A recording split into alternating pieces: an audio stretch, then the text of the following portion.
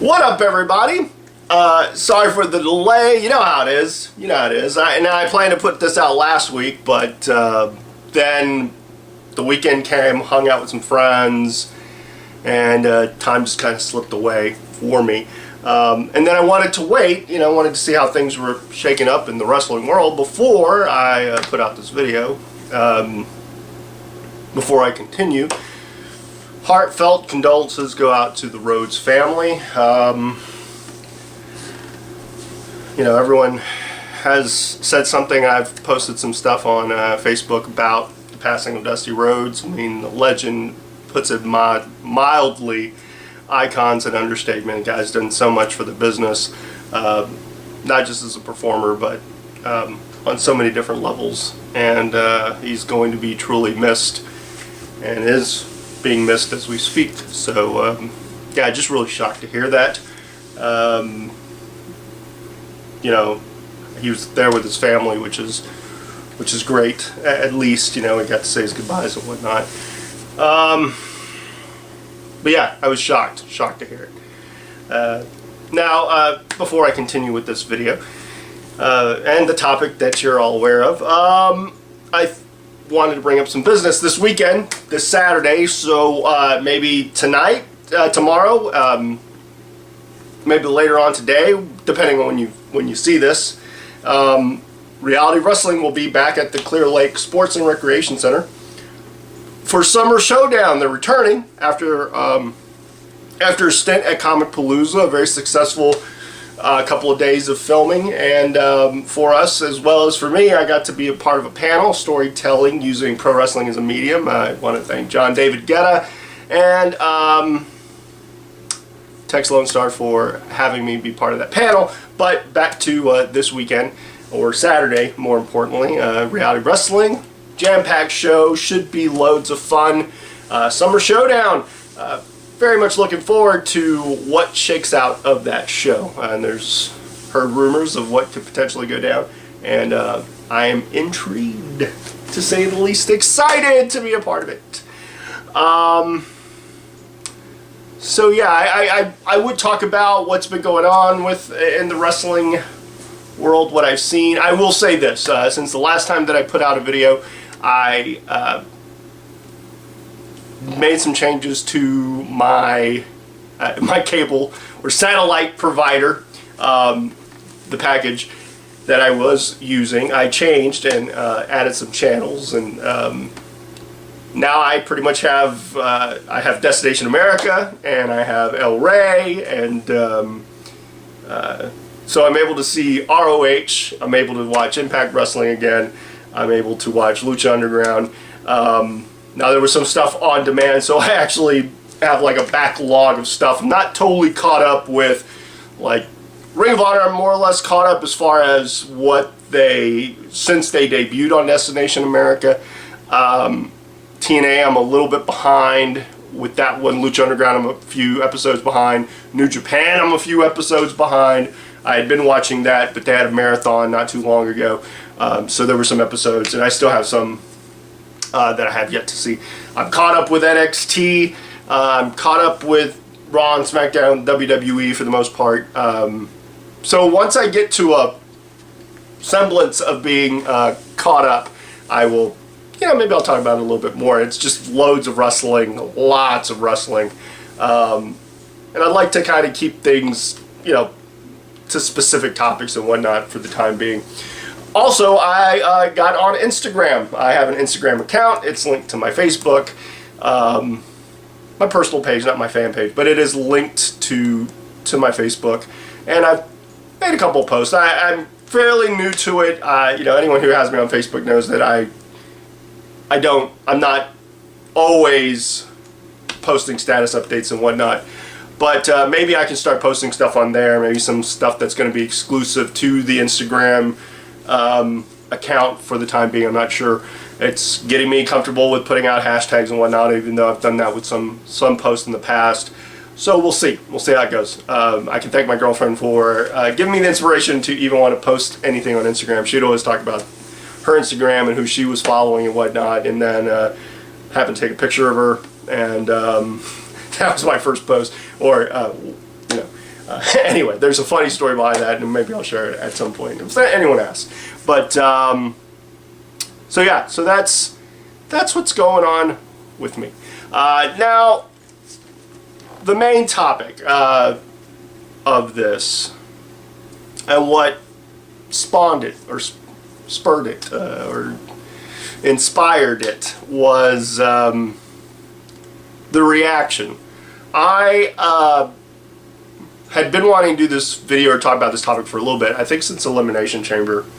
I was real curious as with most specials, I'm always curious how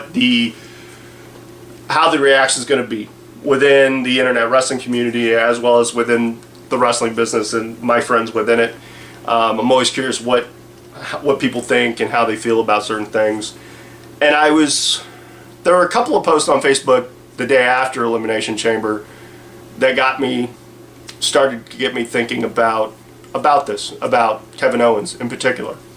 Most of the internet wrestling community seemed pretty positive about Kevin Owens and like him and want him to succeed, and I think we were all pleasantly surprised, or surprised at the very least, of the outcome at Elimination Chamber. His debut, his first match. Now I have friends in the wrestling business that weren't too happy with it. And I've had conversations with a few of them since. So I thought, hey, well, why not talk about it here to voice my opinions? Because, hey, it's my video, so why not? I will begin this by saying that I really didn't follow Kevin Steen when he was on the Indies. I saw a few highlight packages here and there. I probably may have seen a match here or there from Ring of Honor or PWG, may have seen a highlight. Saw, video wires that were put out, especially with Ring of Honor. I saw a couple of promos, but it wasn't like I followed his career immensely. Now, when he was on a couple of podcasts, I would take the time to listen, because of the buzz that he had created within the independents, and I really wanted to see what all the fuss was about. And there would be certain people's opinions who I really respect, who were really high on this guy, who thought he'd be great in WWE. But I was probably one of those guys who was slightly skeptical for various reasons. When I heard he got signed, I was curious. We're all told, since I was just starting out, that the wrestling business, especially at WWE, is a cosmetic business. You have to look the part. You have to train to look the part. They want people that look in shape, that are, I've always heard the rumors of that Vince loves guys who are real jacked up, muscle-bound people, because they present this larger-than-life superhero type of thing, and he prefers those over the average-looking people. And when I was growing up, again, speaking of Dusty Rhodes, big fan of Dusty Rhodes, big fan of Ric Flair, big fan of Warrior, big fan of Sting, big fan of just the wide variety of people that were out there. But a lot of it happened to deal with more character than what necessarily they did in the ring. So I don't know, I was curious why, when they signed him, what they were going to do with him. So yeah, I've always been told it's a cosmetic business. I can remember friends who would go to tryouts and would tell me about just kind of the painstaking, meticulous way that they were, analyzed and looked at and whatnot. And when they would, I'd have a friend in particular who would go to tryouts and just try different things, and he would tell me how ridiculous it would be when they would judge him, and they would tell him, it would go like they didn't like his hair color, so he would change his hair color, then they wouldn't like that, they'd want it to go back, or he would get as big as humanly possible but may not be as toned, and they would make him kind of go back and forth, even as far as like tan or not be tan, all this stuff. And I would hear it, it's just like horror stories, it makes you really body conscious, because they're telling you it's totally a cosmetic business. And it's changed, because it's no longer just about the bodybuilding look. You know, now you look more like a CrossFit guy or an MMA guy or what have you. So again, you get told that a lot. So I was really intrigued, and I was, you know, the few times that I would see Kevin Owens before he got signed, I saw him at one point where he was wearing a singlet, and then I saw him at another point, I think when he held the title at Ring of Honor, I'd see him with, you know, a sleeveless shirt and, you know, basketball shorts or athletic shorts. And I'm kind of like, I don't know what they're going to do. And I think we were all curious as to, were they going to change him completely to fit whatever mold they were looking for?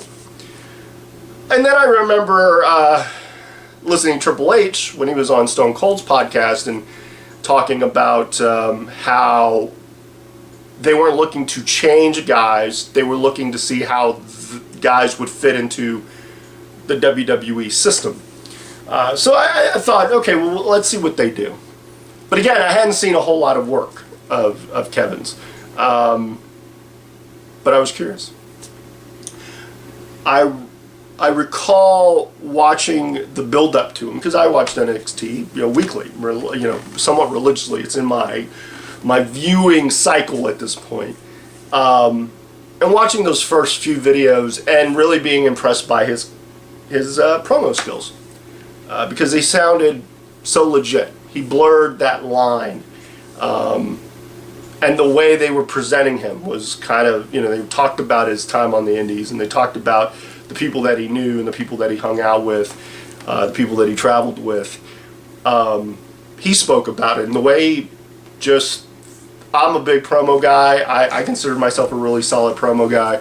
And I'm really intrigued by those that can cut really good promos, and I felt like what he was saying was coming from him and not from somebody who wrote something for him to say.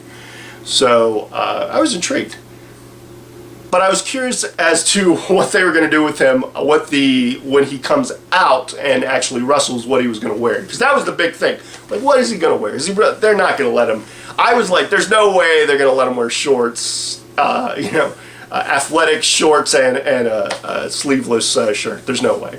So when he debuted, yeah, it caught my eye. You know, the fact that he's wearing a sleeveless shirt and black shorts, and I was like, well, maybe he'll take the shirt off. I don't know. Maybe that's just entrance gear. But then he was wrestling in it, and then I lost track of that. Like, I was just not blown away by the match, because it was a pretty simple match. But the fact that he almost got it, he seemingly got his nose broke by CJ, and just how he approached matches. And then when he turned on Sammy, or not turned, but I mean, he basically went after the champ, even though that's his buddy. And then that story kept me intrigued.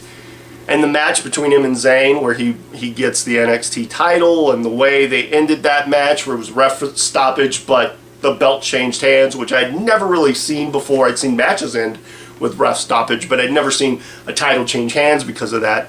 So yeah, I was really intrigued by what he did, and the fact that he talked about being a family man, and the stuff that would be posted when he won the title and all that. And I thought, oh, he's a good representation for NXT, and cool, man. I had no problem with him, because I liked the mic work. I liked the persona. I liked the way he carried himself. I liked his matches. I thought his matches were solid. When he debuted on Raw, I was probably under the same, like, will they change him up? And when they didn't, I was pleasantly surprised. I was pleasantly surprised by how they packaged him, how they presented him, how they presented him against Cena, the mic work with him and Cena, that match at Elimination Chamber.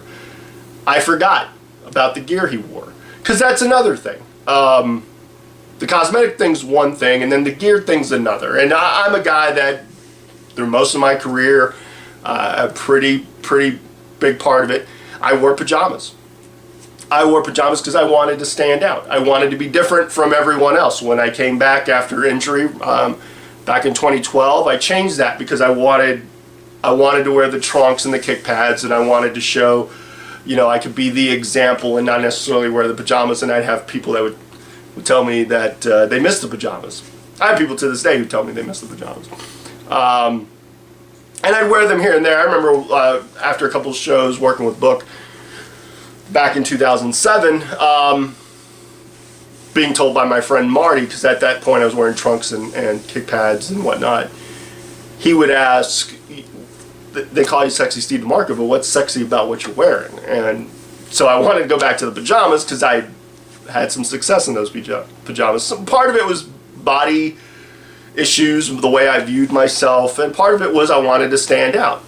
And that's what struck me with Kevin, is he stands out. He wears wrestling boots with the shorts and the shirt. He's different than everyone else out there. Again, I didn't mind how they brought him in, how he was packaged, any of that. I didn't necessarily have a problem with it. And I kind of forgot what he was, like as far as like it didn't take away from the match what he was wearing or how he looks. Or how his matches are. Again, the package, the character, all of it coming together, it works for me. So again, I'm want to know what other people think after the Elimination Chamber, and the internet wrestling community for the most part pretty excited about the fact that they didn't do anything with him. They didn't bury him like they like to say, or he didn't lose right away to Cena. And then I had some of my wrestling buddies who didn't like how it finished, that he won clean, and that it wasn't like it wasn't a heel finish, and he didn't cheat, and all that. And I'd listen to what my friends would say, and some of it was lucky that I didn't release this last week, because I actually got a chance to sit down with some of my buddies when we went out and ask them, because a couple of them were really vocal, and the guys I respect, and I really wanted to hear their take, and I've heard other people's takes since then. I said, hey, I was going to do a video about Kevin, and remember some people giving me their opinions. Everyone's got their own opinion of it. My opinion, again, is I like how he's packaged. I like how they present him. I like the narrative. I like the promos. I have probably a different view about it in the sense of it boils down to casting. He's the right guy at the right time, in the right place. I think it speaks on if you have a good enough personality and you can deliver when you're asked to deliver, which is every time out. I think every time Kevin goes out there, he has to deliver. I'm sure he knows he has to deliver. I'm sure there are plenty of eyeballs on him, seeing if he's going to deviate or dip or anything like that, or once he arrives, if he's going to lose that heat that he's garnered, because he's garnered some heat. I mean, even as recently as Raw, or you talk about Money in the Bank, and that he left Cena, injured Cena for the most part, and then he took out Machine Gun Kelly, and I'm cool with it. I can understand the people that have an issue with it, that say, well, he doesn't look like a guy who's going to kick somebody's ass. I couldn't sit there and say that. I look at him as he's a bully. That's the demeanor that he puts across when he wrestles. He's a bully. Like, he's used to being the biggest guy around, and in NXT he's pretty much one of the bigger guys. Now that they brought in Joe, and there's a few others, but I mean, that's how they position him. I don't mind him saying he's a prize fighter, because it makes, when he does wrestle, seem more important, because he puts out that he's very important. The NXT title, he puts over how important it is because it's his title. I like it. I'm not as disconnected, and he's done nothing to make me be disconnected. I buy into the story. There's nothing that really takes away from it. I believe in what he's saying. The matches, for the most part, are what they are. I'm entertained by them. I think he stands out. He's not like everyone else there. If anything, it shows that if you have a personality and you cut good promos and they sound legitimate and you can carry yourself like you belong and you have that confidence, that there should be no question. If those that are critical of it, especially within the industry, I kind of wonder, well, what would they say about you if you were there, and how would you like it if they were not very positive about how you were? I mean, I think anyone would love to debut and face John Cena on a pay-per-view and beat him. Beat him clean. I think if you're trying to establish a new star, you're trying to establish that brand, trying to establish that champion, trying to establish the narrative that I didn't have a problem with the way they finished it, because you're building him up. He beat one of the top guys in our industry, and I had no problem with the clean finish. Not really. I don't think I really had any problem with it. I didn't have any problem with John getting the win at Money in the Bank, especially because Kevin got his heat back when he took out Cena afterwards, and then he proceeded to continue to keep his heat, and he's kept his heat, which is very important. I watched him and Joe on Wednesday, and I was intrigued by that matchup, because it was Joe's second match, but the fact that he was getting to face Owens so quickly, and I was fine with it. I'm fine with how he performs and the style that he goes at, because it's like he's just going for broke, man. He's scratching and clawing, and he's going to have this will to win, and he does back off some like a heel should, and I think he does. There are a lot of things that he does well that I like. When he goes out there, from the music on, I like the package, and I think it's a solid thing. I'm intrigued by what they're going to do with him, where they plan on going with him, how that spills over into NXT. I think so far he's done a really good job, and I mean, again, man, he's living the dream. Like I wish I was. I wish I was up there. I wish I was doing what he was doing. So yeah, I don't really have any big problems with it. I find his matches interesting more so than most. So, or at least I don't have that as big of a problem with it as most. So yeah. Now, before I wrap this up, I was asked a very cool question by Chris Wallace. I don't mind questions. I don't mind, I don't mind people hitting me up and asking me stuff. I welcome it. But he had a really good question. So, without further ado, Chris Wallace asked me, and he was like, I'll give you a tough question. If you were the recruiter for WWE, who on the ROW roster would you pick and why? Well, thank you, Chris. That's a really good question. Now, unfortunately, I'm very biased towards ROW and the guys and gals that work with ROW.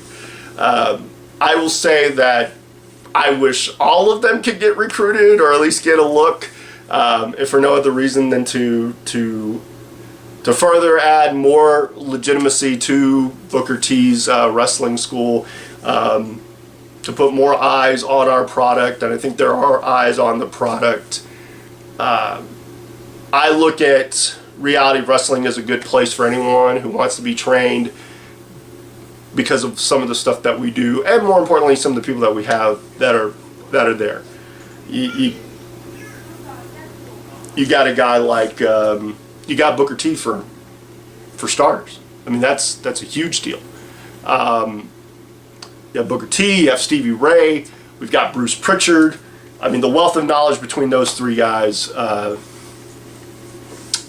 immeasurable. So you've got that, you've got them.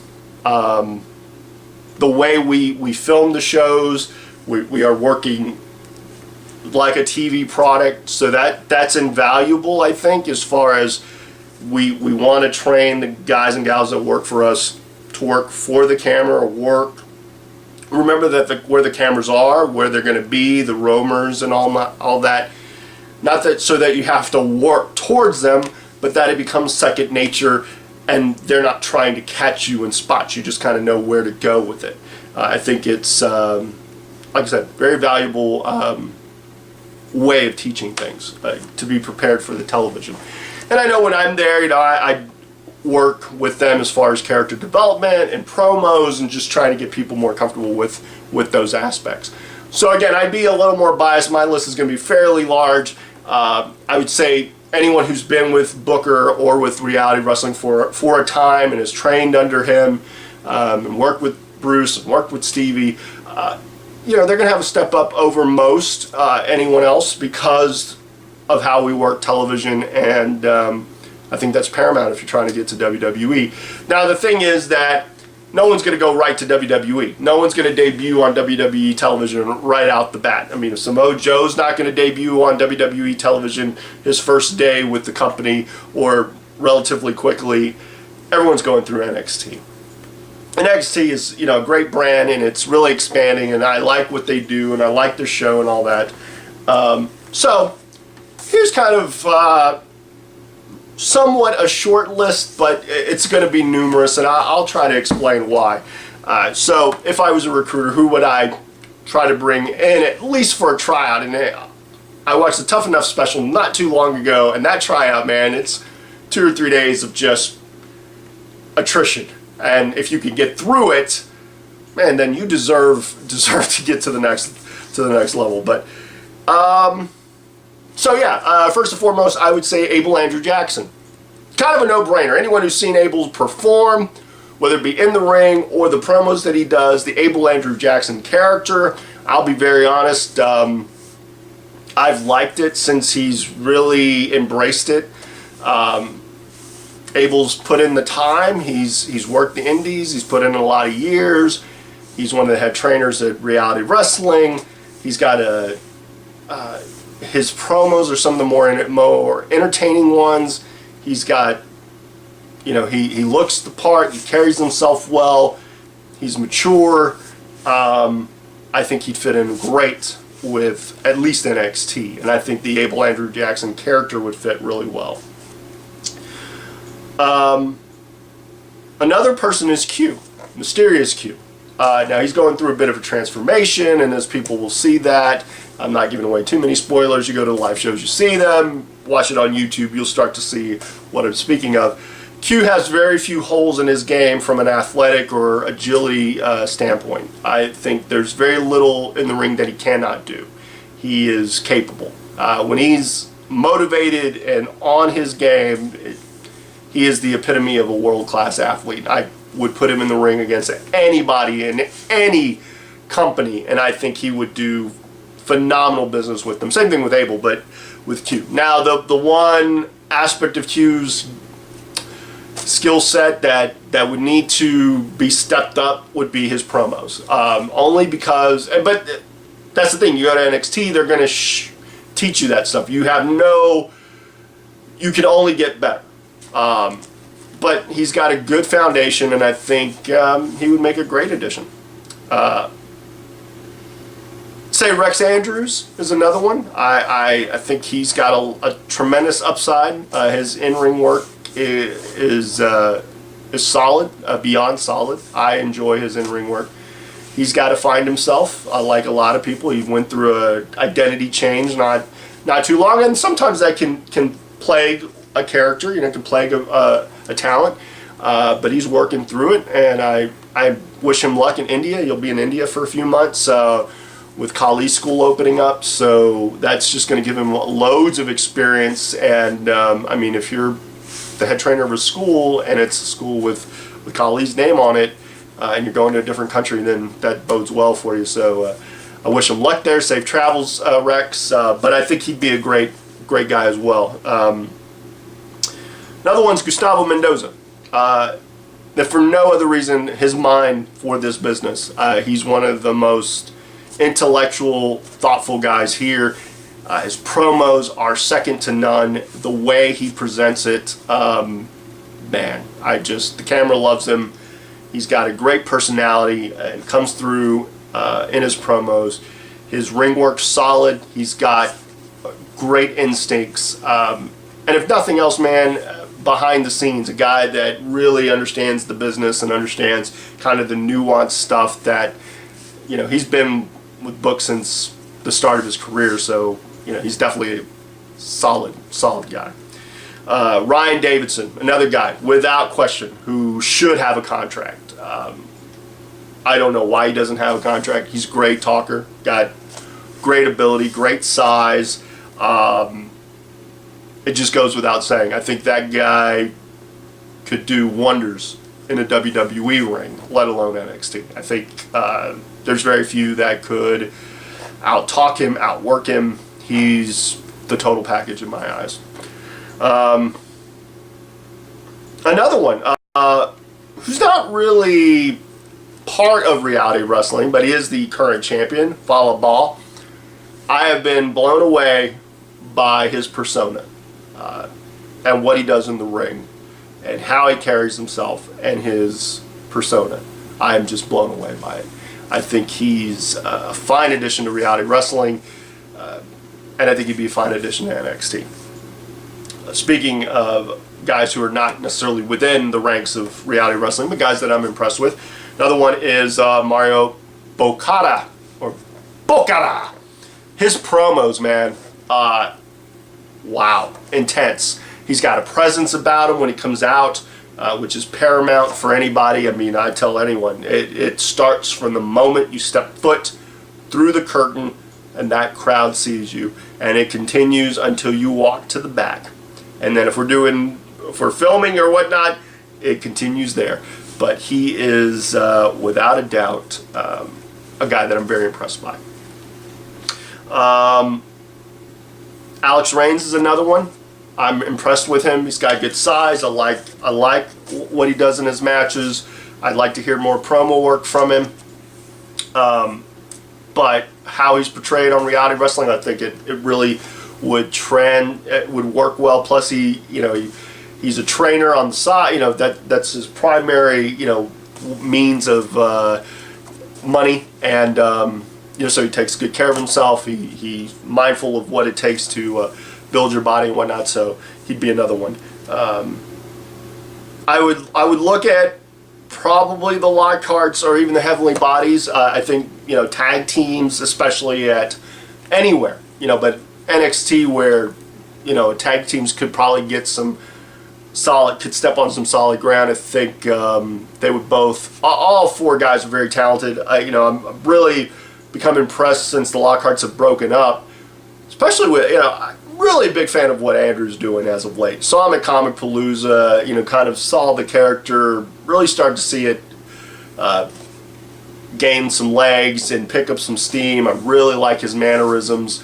I like Eric's attitude and his in-ring work. I think he's a very solid guy. Now, a couple of guys that are kind of on the rise within reality wrestling, but guys that I think, man, their time is coming, and I think they would deserve a look, are Brian Keith, who's our current television champion. I think he's awesome, and one of the very first promos I ever saw him cut, which was probably one of the very first promos he ever did for reality wrestling, was great. It was phenomenal. It was the way it was put together and his passion for it. I like his in-ring work. He loves the Japanese style. I've seen him work a plethora of guys and really bring out the best in them, and I think he's solid, man. Another one who's relatively new to reality wrestling is Gino. I've been blown away by Gino from the start. His in-ring stuff is great. He's coming into his own when it comes to character, as far as how he's portrayed, behind, on camera when it comes to promos and such. So I know he's got some work there, but realistically, man, he is solid. In ring, he understands where the cameras are. He knows how to work for the cameras without making it look like he's working those cameras. It's great, man. Anyone who watches him, just watch him. He's always seemingly knows where the cameras are and knows how to play to them.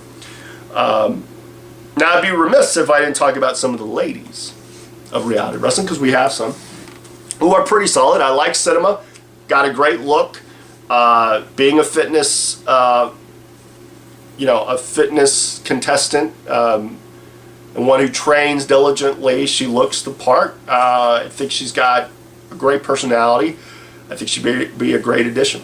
I think Kenzie also, she's got some work to do. in ring she's solid. I think promos she needs a little work with, but I think that all comes with time. That all comes with experience. That all comes mainly with time. But I think, you know, I've been impressed with her in ring work. There's another one, Reina. Simply because she's different than most everyone else, including those women that are in NXT. She's fluent in Spanish. She's got this demeanor about her that really strikes me. She's a great looking woman, which helps. And again, having that ability to speak a different language and the way she carries herself at times, and she puts in work in the gym. So yeah, I'm trying to think of anyone else. There's a couple out there, you know, like I like Bartek, who's with the Legion. I dig him. I like Shawn Hendricks as far as his promos go. There are a few. I mean, there's those that I didn't talk about. Like I like Pride a lot. I think, man, put him in the right setting, athletically. There's very few that. I mean, he can get in the ring with anybody. He's a like Q in that instance. He's a guy that you don't expect to be as agile as he is, and he is tremendously agile. So I would look at him as well. And I'm sure there's others. I might be missing a few here or there. I would say Steve DeMarco, you should have already hired him for his mind, his promos, his ability in the ring, his entertainment value. You know he can talk for hours. I don't know why you don't. I would recruit myself. If I was there, I'd be like, where's Steve DeMarco? There's no show without you. Let's put you out there. But that's it for now. Maybe the next show I will talk about Tough Enough, my thoughts on it. I watched the special. I won't talk about it now because I've taken up a lot of your time, as I always do. I always think these videos are only going to be a few minutes, not even a few minutes. They're going to be a little bit. I know they're going to be at least 20 minutes or so. I always go, I'm 20, 30, and then they always end up being longer. So I appreciate everybody who took the time to watch this, took the time to listen to this, took the time to subscribe, took the time to like it, took the time to comment, took the time to ask me a question, all that. I appreciate everybody who's supportive of my work, who's a fan of my work, who is a fan of the stuff that I'm a part of, who follows me wherever I'm at, who supports me. I appreciate that.